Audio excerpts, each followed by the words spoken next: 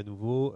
C'est Conférence de la maintenance. On accueille aujourd'hui la société Engie Endel, enfin Endel Group Engie, grand spécialiste de la maintenance, qui va nous faire part de 3 retours d'expérience dans la mise en place de solutions digitalisées. Ils vont vous en dire plus à travers ces retours d'expérience. Je vous laisse la parole, je vous laisse aussi vous présenter. Très bien, merci.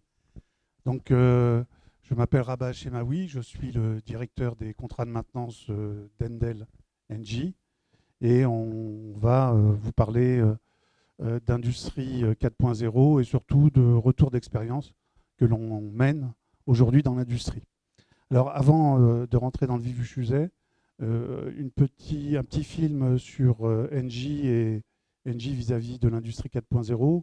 Ensuite, je vous ferai une présentation rapide de Engie Solutions et on rentrera dans le vif du sujet avec les 3 cas pratiques. Transformation digitale et transition énergétique, une révolution est en cours. Les industriels relèvent le défi et jouent un rôle décisif pour accompagner nos sociétés dans ces bouleversements. IoT, Big Data, intelligence artificielle, énergie renouvelable et décentralisée, l'usine du futur sera connectée, intelligente, flexible, zéro carbone. En tant qu'industriel, producteur d'énergie renouvelable et leader des services à l'industrie, Engie innove pour être le pionnier de la transition énergétique et digitale. Le groupe met en œuvre massivement cette transformation. Partout dans le monde, Engie intègre le digital au cœur de ses métiers, de ses méthodes de travail et de ses solutions. Par exemple, avec Darwin, une innovation majeure, Engie développe une plateforme digitale unique pour optimiser la production d'énergie solaire et éolienne dans le monde. Connecté à l'ensemble des centrales, Darwin permet d'améliorer le rendement, de faire de la maintenance prédictive et aide les exploitants à prendre les meilleures décisions. Engie accompagne également les industriels en réalisant le jumeau digital de leurs actifs. Associée à une base de données enrichie tout au long du cycle de vie de l'usine, la maquette 3D, intelligente et collaborative, représente en permanence la situation de l'usine réelle. Elle permet d'optimiser la conception, la construction, l'exploitation et la maintenance de l'actif. Autre exemple de solution dédiée aux industriels, la plateforme digitale d'Engie pour mieux maîtriser la consommation énergétique des installations. Les données de consommation et de production sont collectées, traitées et analysées. Chaque acteur dispose ainsi des informations d'aide à la décision pour maximiser en continu l'efficacité énergétique de l'usine et réduire ses émissions. Enfin, Engie accompagne ses clients industriels dans leur transition énergétique en leur proposant de produire de l'énergie renouvelable. Création de petites unités de production sur site qui génèrent une énergie zéro carbone, offre de contrats d'achat long terme d'électricité verte, le groupe dispose d'une palette de solutions pour une industrie plus économe en ressources et plus respectueuse de l'environnement. Transition énergétique et digitale, avec Engie, toujours pionnier, relevez le défi.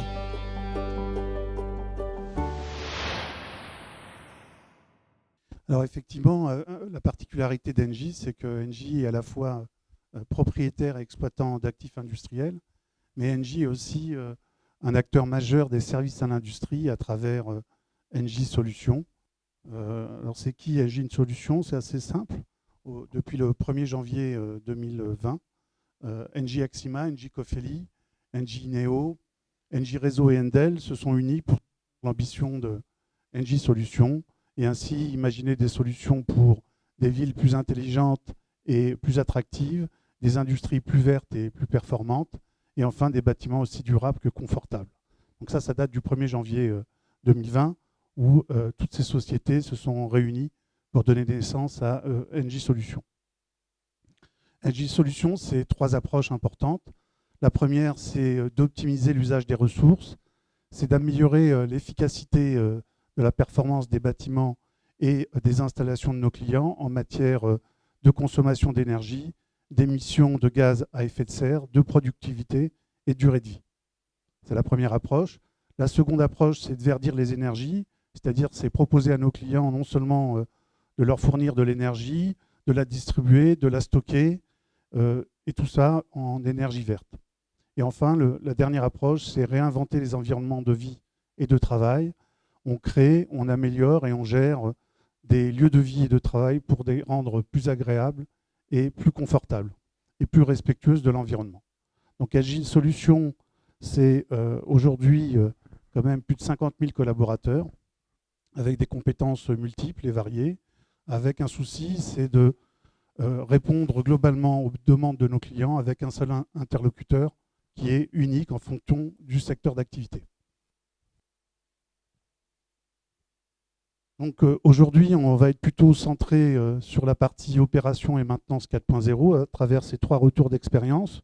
Le premier retour d'expérience, c'est digitaliser la documentation opérationnelle utilisée par nos techniciens de maintenance. La seconde, c'est d'utiliser les capteurs de vibration connectés dans un environnement industriel. Et la dernière intervention, c'est comment personnaliser un outil GMAO aux besoins d'un client. Donc sur la dernière intervention, Hassan Kanafer interviendra, qui fait partie de mes équipes, et Marc Bonnard est présent aussi, qui est l'éditeur de la GMAO. C'est notre partenaire sur les solutions GMAO, puisqu'on a 2 typologies de clients. On a des clients qui ont leur propre outil GMAO, et il y a des clients qui nous demandent d'apporter notre outil GMAO. Donc on va démarrer sur la digitalisation des documents. Alors la digitalisation est au cœur des métiers de l'industrie. Ce n'est pas nous qui le disons, c'est nos clients. Et de ce fait-là, nous, on a inventé une application qui s'appelle Fuséo, qui nous permet en fait de digitaliser la documentation qu'utilisent nos techniciens au quotidien. Donc c'est un outil simple d'utilisation qui est assez rapide, qui permet quoi? Qui permet de suivre les interventions au quotidien, de dématérialiser toute la documentation opérationnelle, que ce soit des gammes, des procédures, des PV, des procès-verbaux. Ça permet à nos techniciens d'accéder directement à la documentation utile lorsqu'ils sont en intervention. Ils ont besoin d'une documentation technique, ils vont la retrouver dans cet outil de mobilité. Ils vont pouvoir intégrer des workflows si nécessaire, de validation, puisqu'on peut intégrer dans l'application des dispositifs de validation et de signature. On peut envoyer en automatique les formulaires par email. On envoie ça au client pour qu'il ait l'information, mais on peut envoyer ça à son responsable, à son management, pour qu'il ait aussi l'information, et ça, tout ça en temps réel. On peut éditer en automatique des rapports de fin d'intervention, et on a la possibilité, je l'ai déjà dit, de signer directement les documents sur tablette ou sur smartphone. Alors c'est une innovation, ce n'est pas une GMAO, hein, ce n'est pas du tout l'utilisation d'une GMAO, c'est surtout de pouvoir faciliter la vie de nos techniciens. Alors quel type de matériel on utilise? On utilise 2 types de matériel. Des tablettes de ce type-là, durcies, sous Windows 10, ou des smartphones classiques aussi. Bien sûr, l'utilisation sur tablette est beaucoup plus confortable puisqu'il y a une question d'écran, mais on peut l'utiliser aussi sur smartphone. Alors, cette innovation aujourd'hui, elle est utilisée sur plus de 30 contrats de maintenance conséquents. On a 140 utilisateurs qui l'utilisent au quotidien dans la réalisation de leurs tâches de maintenance. Donc ils utilisent cet outil en complète mobilité. On digitalise tous les documents, que ce soit des gammes, des procédures, des procès-verbales, des documents liés à la prévention des risques. On peut aussi, bien entendu, créer des formulaires personnalisés. Hein. Généralement, si on regarde ce qu'utilisent le plus nos techniciens de maintenance, ce sont des gammes qui sont sous Word ou sous Excel. Et ben, enfin, on va récupérer ces documents qui sont sous Word ou sous Excel ou sous PDF et on va les digitaliser. Et les techniciens n'auront plus qu'à renseigner ces documents-là directement sur la tablette ou le smartphone. Donc ça permet d'impliquer l'ensemble des collaborateurs de la maintenance dans l'industrie 4.0. Alors je vous ai parlé de transmettre les informations. Oui, les outils de mobilité nous permettent de transmettre très rapidement l'information utile. On peut disposer à distance de l'ensemble des interventions à réaliser dans la journée. Le technicien, quand il part le matin, ce qu'il veut savoir, c'est quelles interventions il doit réaliser. donc il va pouvoir les récupérer. On va pouvoir avoir un état complet de l'activité, c'est-à-dire savoir les interventions à réaliser, celles qui sont à préparer, celles qui ont été commencées, celles qui sont clôturées. On peut envoyer des reportings à son management de manière aussi très simple. Et on peut surtout, puisqu'on a un objectif, nous, qui est important dans l'entreprise, c'est le zéro accident, c'est intégrer des éléments liés à la prévention des accidents dans tous ces documents opérationnels.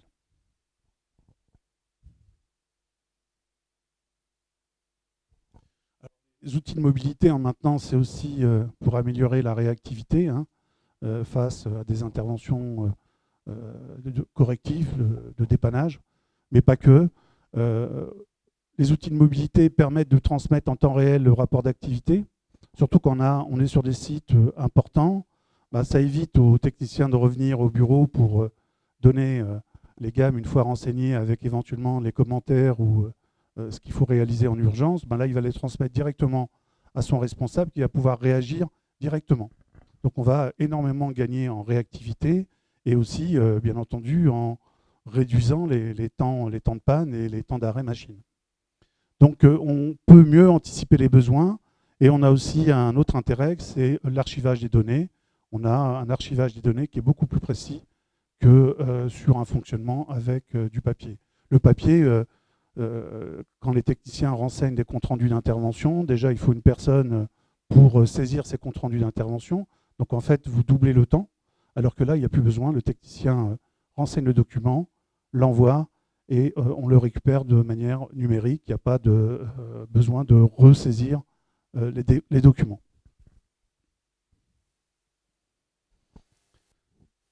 En termes de collaboration, on facilite la collaboration.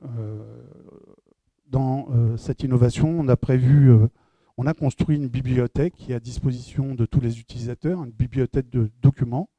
Donc on peut aller piocher dans cette bibliothèque de documents les gammes, les procédures dont on a besoin. On peut aussi, surtout, une fois qu'on a récupéré le document, le personnaliser au besoin. Et on va aussi là gagner du temps dans la création de ces documents. Et enfin, on peut proposer à la bibliothèque d'insérer un document, comme ça il sera utile au niveau national pour tout le monde.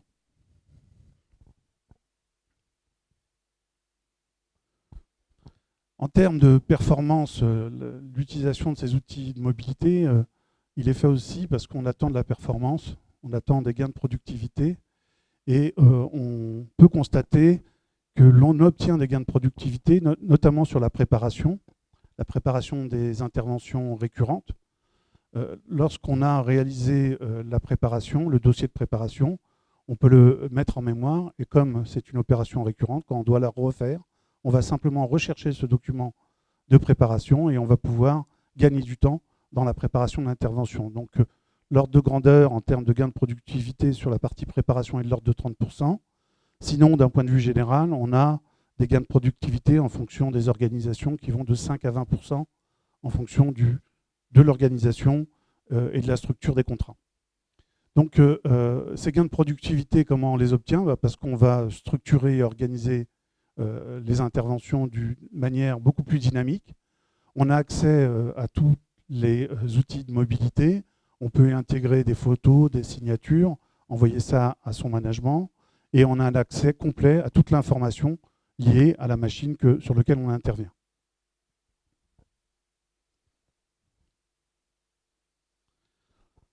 Un élément important, ça a été abordé dans la présentation précédente, c'est l'attractivité, comment mieux valoriser nos techniciens, comment attirer les jeunes sur nos métiers.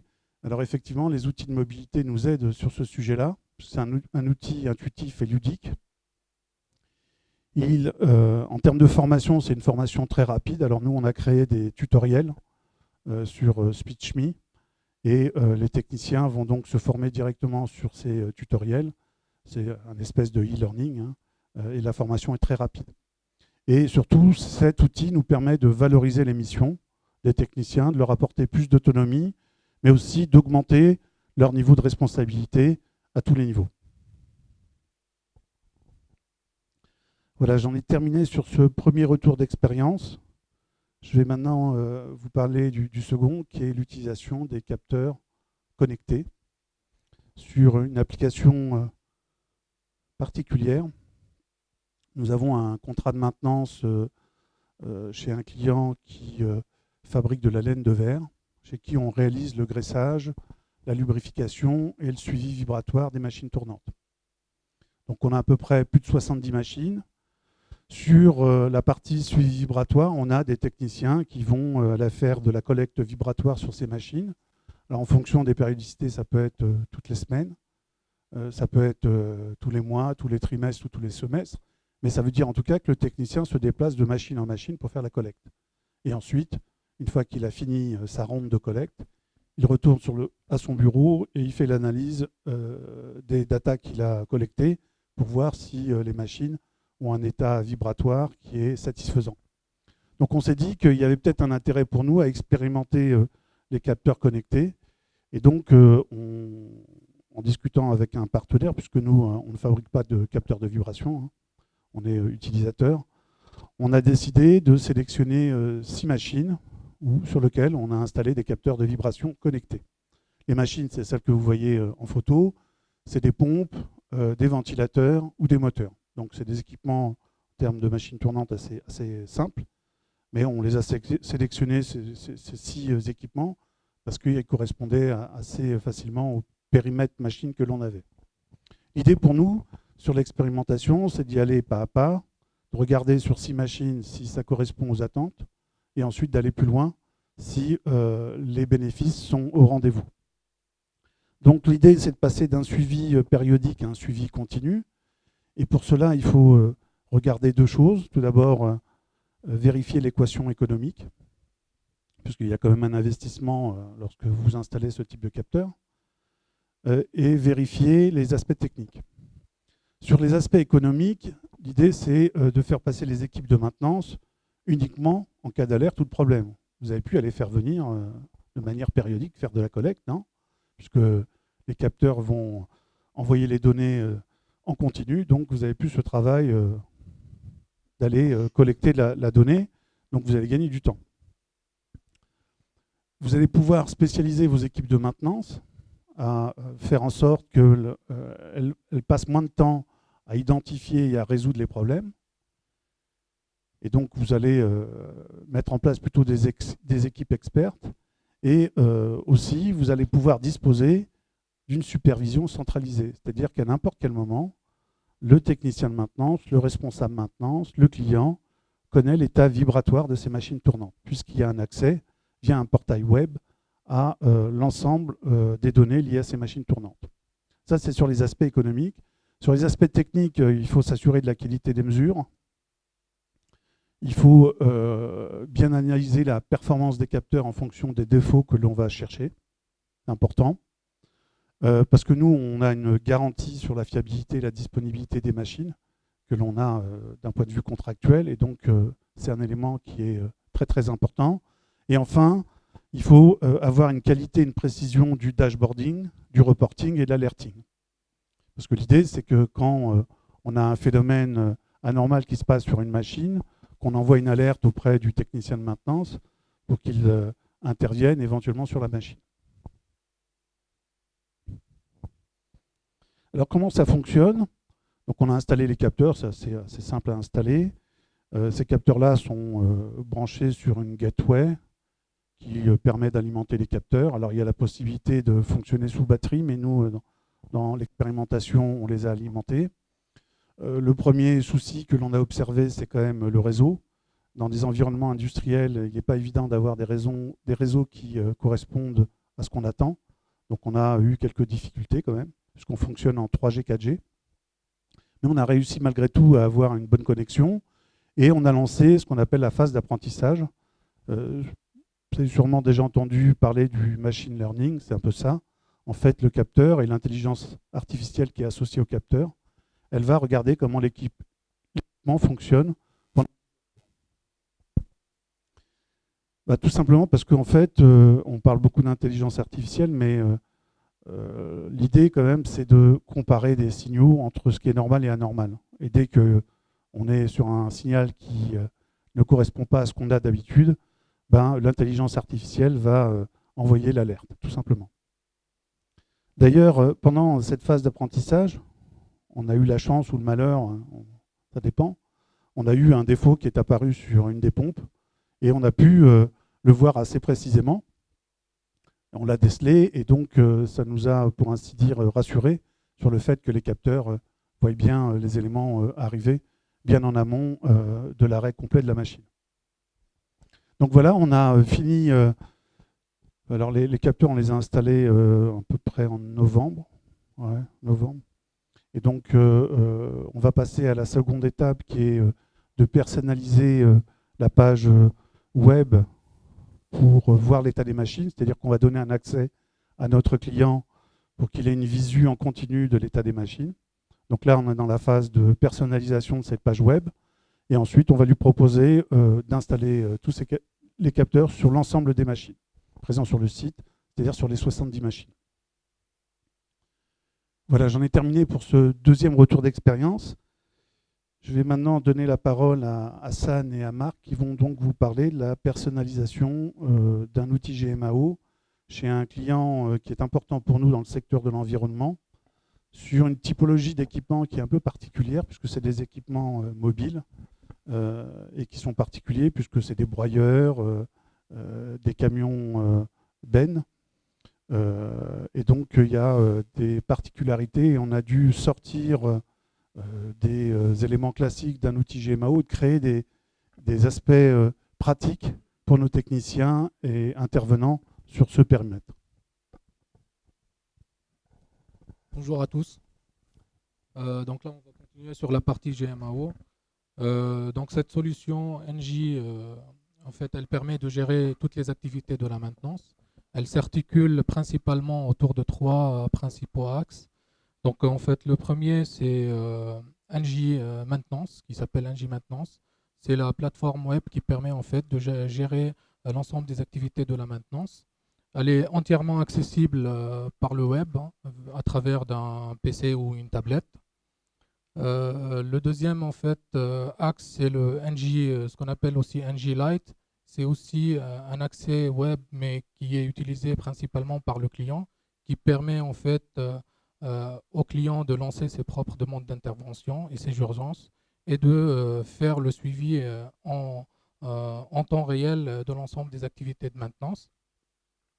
Le troisième volet, c'est ce qu'on appelle l'NJ Mobile. C'est la partie mobilité de la GMAO. On installe l'application sur la tablette ou sur un smartphone et on donne accès en fait aux intervenants pour qu'ils puissent récupérer la demande d'intervention, renseigner l'ensemble des données liées à l'intervention, valider la réalisation de l'intervention et lancer le rapport de l'intervention. Donc cette GMAO, elle dispose de plusieurs caractéristiques. Donc on peut en citer quelques-unes. Donc elle est facilement adaptable, c'est-à-dire elle est très facile en fait à adapter en fonction du client et de la typologie du client ou de l'usine. Donc très facile à utiliser par les intervenants. Donc on compte une formation d'une petite journée suffit pour former les intervenants à l'utilisation de la GMAO. Donc elle permet en fait aussi une personnalisation du reporting des différents indicateurs de performance du contrat, très facile à gérer et à personnaliser en fonction du besoin. Les principales fonctionnalités de cette GMAO, donc comme toute GMAO classique, donc elle permet de gérer la partie classique de la maintenance, que ce soit à travers d'un plan de maintenance ou à travers des maintenances correctives, des rondes et autres. Donc elle permet de gérer les demandes d'intervention, de lancer les urgences, récupérer les données, faire des requêtes pour pouvoir faire des analyses un peu plus poussées pour identifier les pannes. Deuxième volet, c'est la partie gestion de stock qui permet aussi, c'est un module complètement à part qui permet de gérer l'ensemble du stock de l'usine. Elle permet en fait de gérer les différents magasins qu'on a, faire les différents inventaires sur le stock. Et le troisième volet, c'est la multi-organisation sur cette GMAO. on peut créer un profil personnalisé en fonction du besoin. On peut avoir accès à l'ensemble de l'usine ou à un seul secteur par usine. Donc les différents profils peuvent être adaptés aux besoins. La gestion de stock, ça concerne les pièces de rechange, hein, principalement, c'est ça?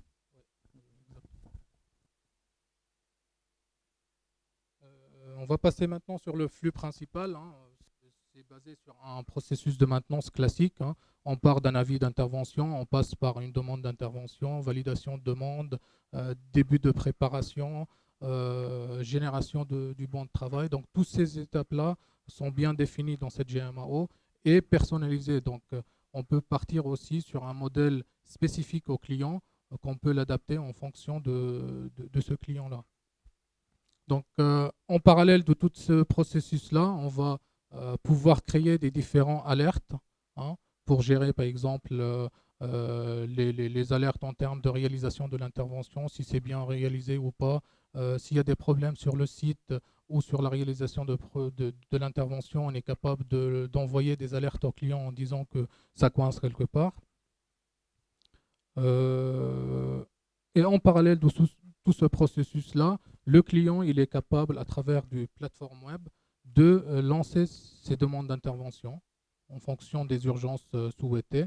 Donc, il accède à sa plateforme, il fait sa demande d'intervention et il lance à l'équipe souhaitée. Donc, à travers de ça, nos équipes ils récupèrent en fait la demande réalisée par le client, ils la valident sur la GMAO ou sur la tablette et on lance les équipes sur le terrain. Je vais rajouter quelque chose.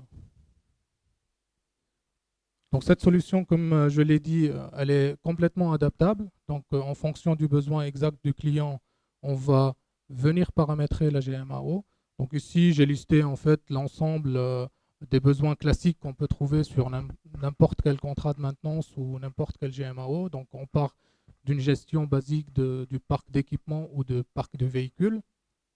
La réalisation aussi de la maintenance, le suivi réglementaire, le préventif, le correctif, la traçabilité qui intéresse beaucoup de nos clients. Donc aujourd'hui, c'est quand même la base de la maintenance. On fait de la traçabilité pour pouvoir analyser derrière et essayer de faire un retour d'expérience pour éviter tous les problèmes rencontrés le jour de l'intervention. Le rapport mensuel qui permet aussi de sortir les différents indicateurs de performance du contrat. Et le dernier volet, c'est en fonction des clients. Des fois, on a le besoin de réaliser la gestion de stock et des fois, non. Donc, cette solution, elle répond complètement à ces besoins-là. On peut facilement gérer la maintenance corrective et préventive dedans. La déclaration de panne qui peut se faire facilement à travers la plateforme web. Donc, le plan de maintenance qui sera certainement aussi géré facilement à l'aide de cette GMAO. Les validations des interventions qui sera aussi réalisée à travers en fait d'une planification. On peut, une fois l'intervention validée, on peut générer un plan d'intervention ou planification sur l'ensemble de la semaine. Et le reste, les différentes applications comme le compte rendu via la tablette ou l'application web, on peut faire des différentes requêtes directement sur la GMAO. On récupère l'ensemble des données et on fait une analyse statistique poussée si on veut, pour identifier encore plus de pistes d'amélioration sur la maintenance du site.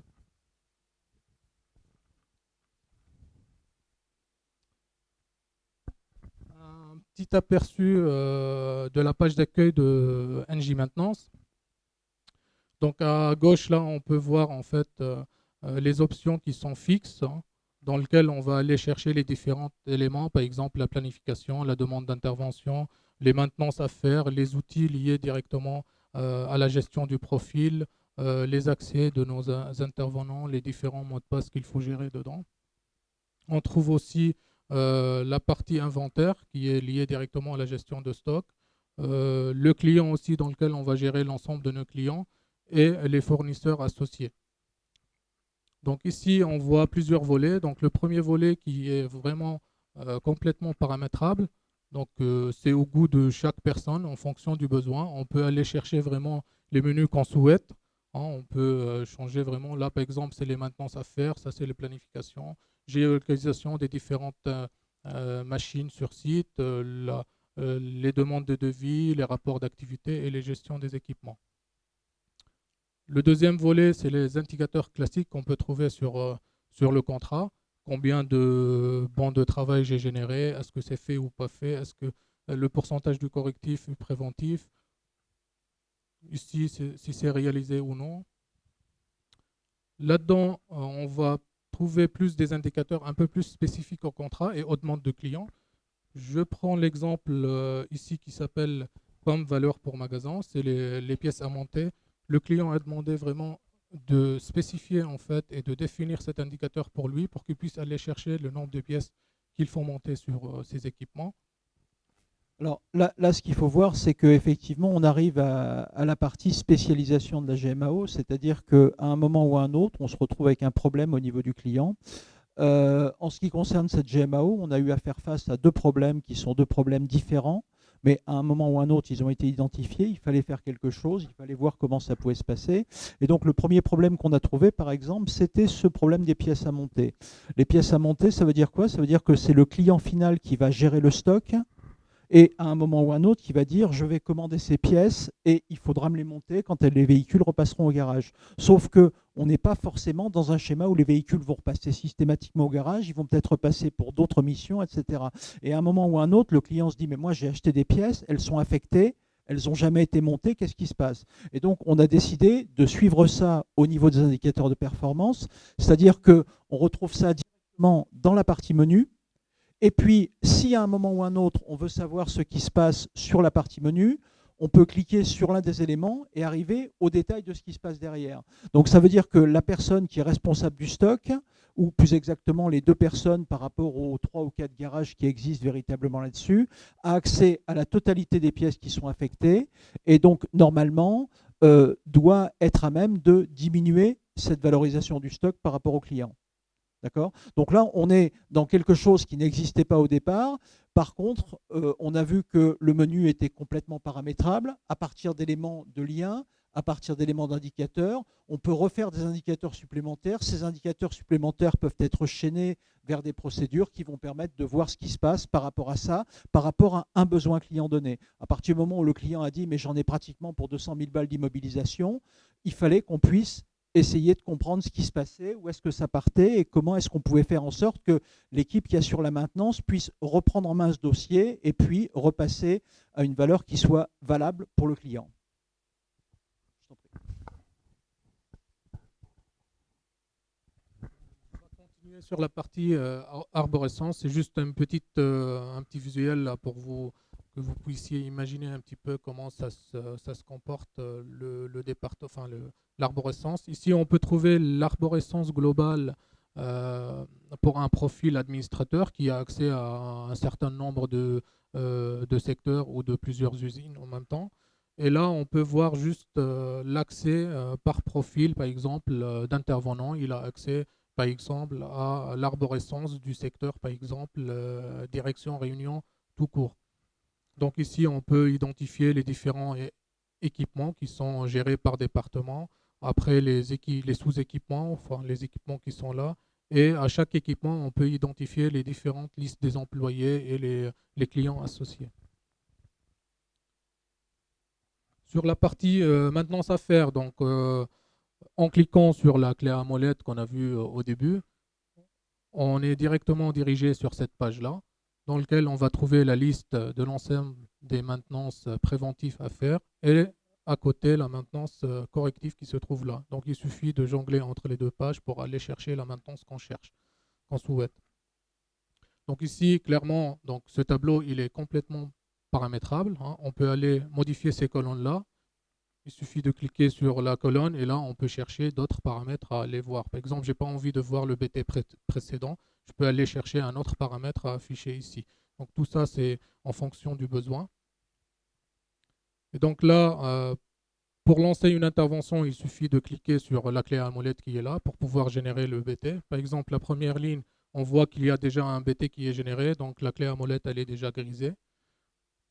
Dans ce cas-là, une fois elle est grisée, donc j'ai réalisé cette intervention. Je suis capable maintenant d'aller faire le rapport d'intervention. Je clique sur la flèche qui est là pour pouvoir faire le plan le rapport de l'intervention. Alors, ce qu'il faut bien voir là-dessus, c'est que c'est un modèle d'organisation.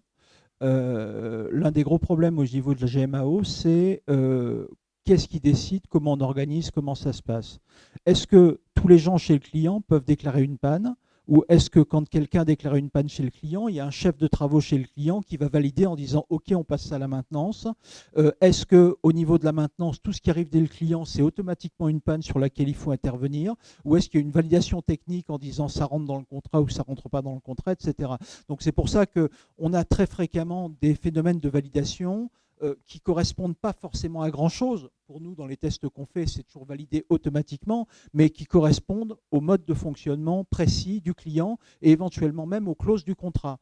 Ça, c'est dedans, ça, c'est pas dedans, parce qu'il y a un bris de machine, parce qu'il y a une déclaration d'assurance. Donc, il faut qu'à un moment ou un autre, il y ait un responsable du contrat qui dise « Ok, je prends » ou « je prends pas » et « je prends à telle condition ».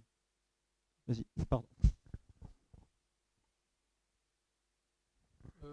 Ici, on a fait juste une petite extraction de l'ensemble des listes d'intervention, juste pour que vous puissiez remarquer comment c'est géré.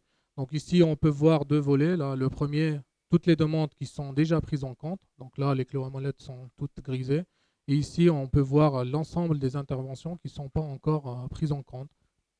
Donc les équipes, il faut qu'ils prennent en charge ces différentes demandes d'intervention pour aller sur la phase de préparation.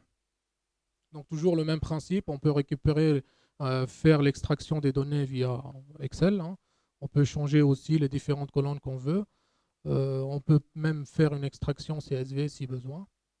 On peut même créer à partir de là une demande d'intervention en créant une copie une ligne, on colle la ligne, on modifie la demande d'intervention si on est sur le même type d'équipement par exemple. Alors là, on se retrouve avec un deuxième problème qu'on a eu chez le client, qui est qu'au départ, on était parti dans une maintenance classique camion. Donc, toutes les temps de milliers de kilomètres, on faisait ceci, tous les temps de milliers de kilomètres, on faisait cela, et ainsi de suite. Des grosses révisions, des petites révisions, des trucs comme ça, etc. Et puis, à un moment, on s'est rendu compte que finalement, comme les camions, ils n'étaient pas en permanence au garage, mais ils étaient en permanence exploités par le client qui les ramenait au garage quand il y pensait, ce type de schéma ne pouvait pas fonctionner parce que de temps en temps, il le ramenait beaucoup trop tôt et de temps en temps, il le ramenait beaucoup trop tard et ça ne correspondait pas à une opération de maintenance logique. D'autant plus que dans la maintenance camion, on a des trucs qui sont très importants, c'est le passage aux mines tous les ans. Pour que le camion ait le droit de circuler, il va falloir qu'il passe aux mines, donc ça veut dire qu'il y a un certain nombre de choses qu'il fallait organiser par rapport à ça. Donc, par rapport à ça, on a aidé effectivement le client à changer ses données. Et puis après, on s'est retrouvé avec des problèmes qui n'existaient pas avant. Quand on est sur une maintenance sur compteur, le véhicule a atteint son compteur, il faut faire la révision.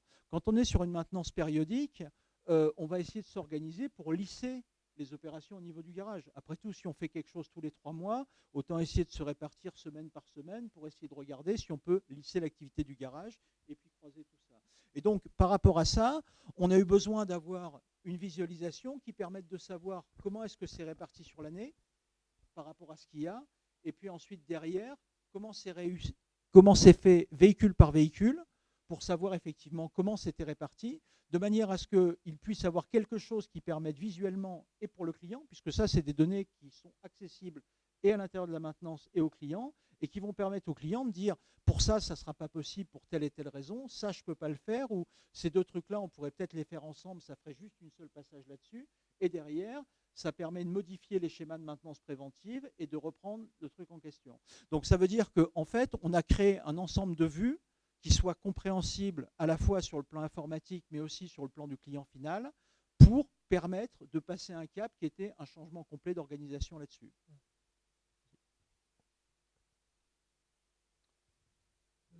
Ici, là, on voit un petit aperçu des rapports d'intervention et la clôture. Donc, à travers de cet onglet-là, on va pouvoir réaliser le rapport de l'intervention. Donc, à savoir, ce rapport, il est complètement personnalisable. Donc, on peut changer le logo, mettre celui du client et définir les différentes informations qu'on souhaite voir directement dans le rapport. Il faut savoir que aussi les différentes dates, pour faire la clôture, il faut venir définir en fait la date de fin de la maintenance. Donc c'est un truc classique dans le cadre d'une GMAO. La description des travaux, on peut réaliser les différentes descriptions qu'on souhaite en fonction des travaux réalisés et des informations identifiées sur le site. La deuxième partie, c'est la gestion des équipements. Donc, juste une petite information sur comment on remplit. On peut rajouter énormément d'informations liées à l'équipement, les différents liens, si jamais il y a des liens liés directement à l'équipement. S'il y a des équipements qui ont des compteurs, on peut venir les définir ici. Le déplacement, donc le début de l'installation de l'équipement. Si jamais il a été déplacé dans une autre usine ou sur un autre site, on peut le préciser là-dedans. Les différentes gammes, les fichiers, les documents techniques du client, les composants, les différentes données qu'on peut, enfin, les pièces de rechange liées à cet équipement-là. Les fournisseurs, les garanties aussi liées à cet équipement, on peut les mettre là-dedans directement.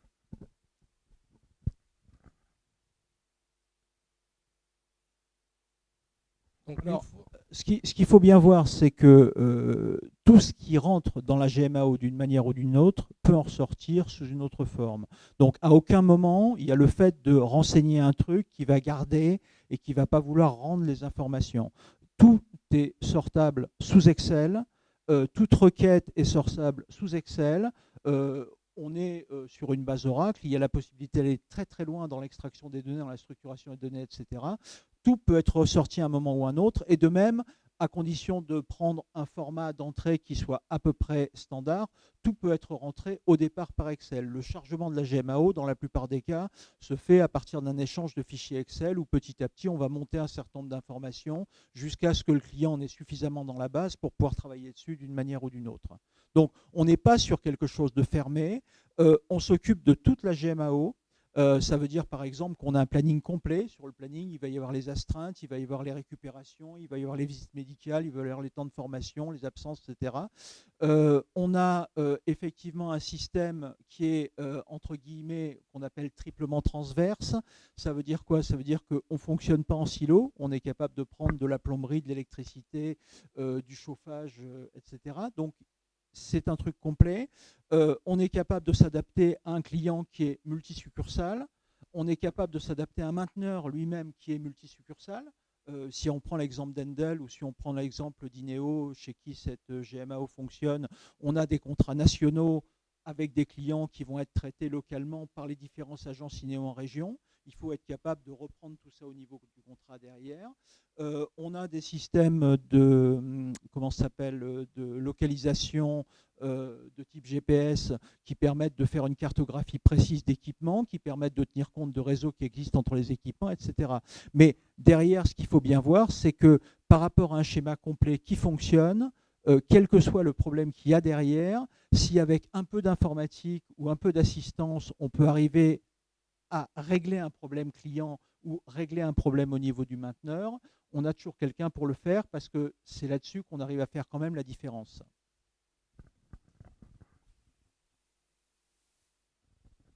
Okay. Là, on est sur la dernière partie, on est sur ce qu'on pourrait appeler le portail client. Alors ça, c'est quelque chose qui est très très important, c'est-à-dire que l'ensemble des informations qu'on a dans la GMAO est accessible par un autre schéma de site à destination du client. On peut dire qu'on va dispatcher telle et telle donnée, on peut dire qu'on va les filtrer, on peut dire qu'on va transcoder certains libellés. Une difficulté client, ça devient un problème technique. On n'est pas obligé de tout raconter au client d'une manière ou d'une autre, mais d'un autre côté, tout ce qui se passe dans la GMAO, il est au courant. Il a déclenché une panne, il a dit il faudrait intervenir, il sait que l'intervention est prévue tel jour, il sait que c'est tel technicien qui va venir, il sait qu'on est en attente d'une pièce détachée, il n'a pas besoin de téléphoner, il n'a pas besoin de se dire que là maintenant c'est en train de se faire du beurre sur son dos parce qu'ils ne sont jamais là quand on a besoin, il sait exactement ce qui se passe et il a ça en temps réel sans appeler. Et ça, c'est quelque chose qui change complètement parce que la maintenance, ce n'est pas simplement le fait de réparer et de faire tourner, c'est que par définition, quand ça tourne, pardon, ça marche. Mets-le là. Bon. Désolé, je n'ai pas l'habitude. Voilà. Donc la maintenance, ce n'est pas simplement le fait de faire tourner, c'est aussi de faire savoir qu'on fait tourner. Parce que sinon, au renouvellement du contrat, si ça tourne bien, il y a toujours l'impression qu'ils n'ont rien fait.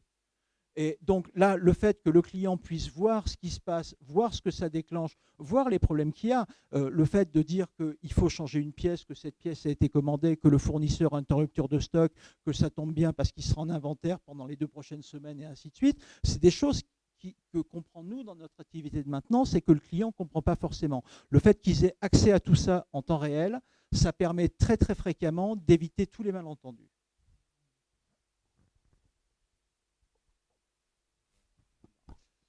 Bon, deux petites choses pour terminer et éventuellement une troisième.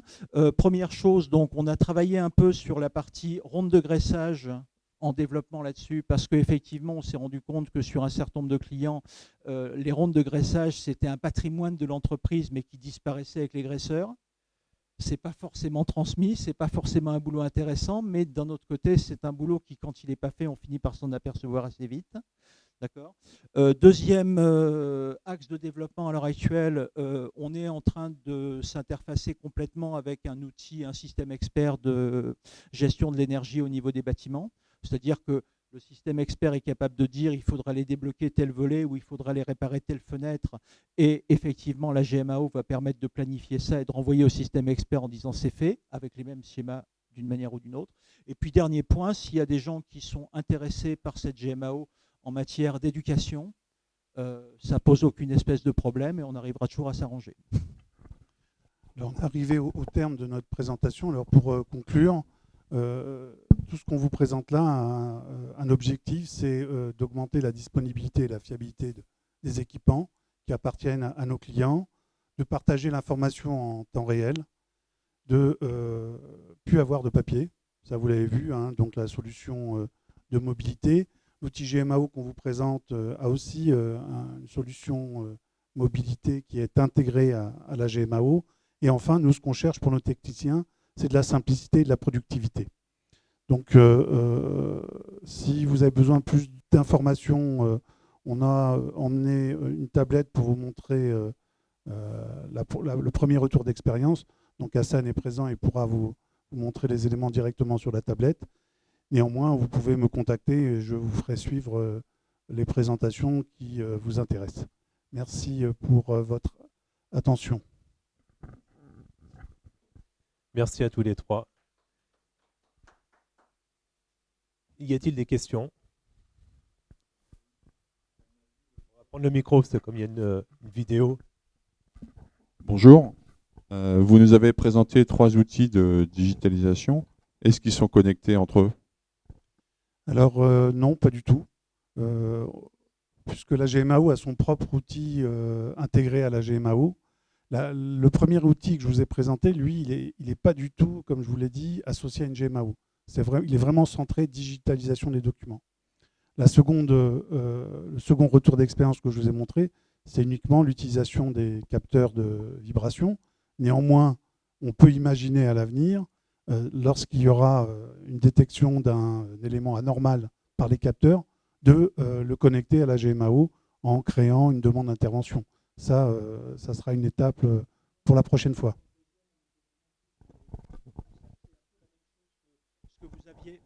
C'est un peu la même chose que ce que vous aviez sur la... On a assisté juste à la fin de la démonstration précédente, mais la personne disait, on commence par essayer sur un petit truc, on regarde ce que ça donne, on ne se lance pas dans quelque chose, on peut se tromper sur le petit truc. Donc pour le moment, effectivement, ce que Rabat disait, c'était qu'on a commencé par 6, ensuite on essaye de mettre au point l'interface client pour qu'elle soit le plus compréhensible pour le client. Ensuite, à un moment ou à un autre, effectivement, ça va déclencher des actions. On va prévenir le client et puis il va falloir sérialiser les actions pour savoir ce qu'on déclenche par rapport à tel ou tel incident, etc. Donc on n'en est pas encore là. Sur la deuxième expérience des capteurs connectés, oui. Est-ce que la plateforme est développée par Engie ou est-ce que vous appuyez sur votre partenaire? Là, on s'appuie sur notre partenaire puisqu'on va être hébergé chez lui. Et donc c'est lui qui nous fait le design complet de la plateforme. Ouais. C'est le fabricant des capteurs, en fait. Ok, merci. Merci à vous. Y a-t-il d'autres questions, messieurs?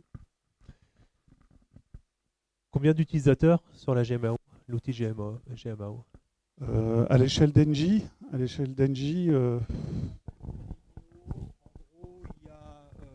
environ, je crois que ça doit être entre 4 et 5 000 utilisateurs et environ entre 350 et 400 000 équipements figurant dans la GMAO. D'accord. D'accord. Hein, donc en sachant que effectivement Handle, ça représente une option puisque Handle travaille souvent avec des clients qui sont beaucoup plus importants, donc qui peuvent avoir leur propre ressource de GMAO, même si dans ces cas-là, on essaye de regarder si on ne pourrait pas interconnecter les GMAO plutôt que de travailler directement avec celle du client pour permettre l'expérience Handle en tant que telle de valoriser véritablement ça. Mais par contre, chez Ineo, on est sur des petits clients, donc tout est géré véritablement directement par la GMAO dessus. Et au niveau de la mobilité, qu'est-ce que vous nous conseillez d'acheter ou d'acquérir comme vraiment comme matériel? Du matériel du commerce, du matériel plutôt spécifique? Non, nous c'est du matériel du commerce. Hein, vous pouvez regarder le type de tablette. Là, c'est une solution Atex, Atex, évidemment, oui. Ouais. Avec une... Mais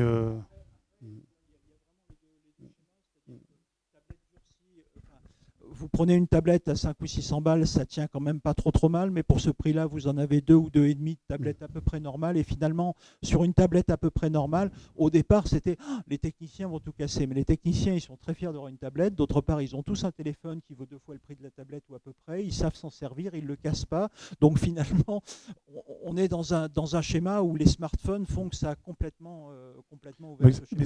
Ça dépend beaucoup de l'environnement. Hein.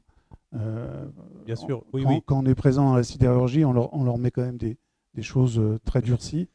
Mais par contre, dans d'autres environnements, on achète des tablettes à 500-600 euros qui sont classiques. D'accord. Et ce que vous dites est intéressant, ça veut dire que aussi le fait d'appréhender en quelque sorte que, sur la fragilité du matériel, mais l'opérateur prend soin de ce matériel, ça veut dire aussi que ça valorise d'une certaine manière le travail de l'opérateur. Je pense qu'il y a franchement une fierté à ce niveau-là. Et en plus, dans ce qu'on disait tout à l'heure, dans ce que disait Rabat tout à l'heure, dire on saisit ça sur papier, il va falloir que quelqu'un d'autre le saisisse. Il y a du temps perdu, il y a des délais, mais il y a surtout des conneries de rajouter. Ce que je veux dire par là, c'est que ce n'est pas forcément relisible, entre guillemets. Il y a des erreurs de saisie d'opérateur, il y a un certain nombre de trucs, etc. Là, la personne qui va rentrer ça est responsable de son truc. Il n'y a pas de faute de frappe, il n'y a pas d'erreur d'interprétation, il y a une tache de graisse quelque part. Voilà, quoi.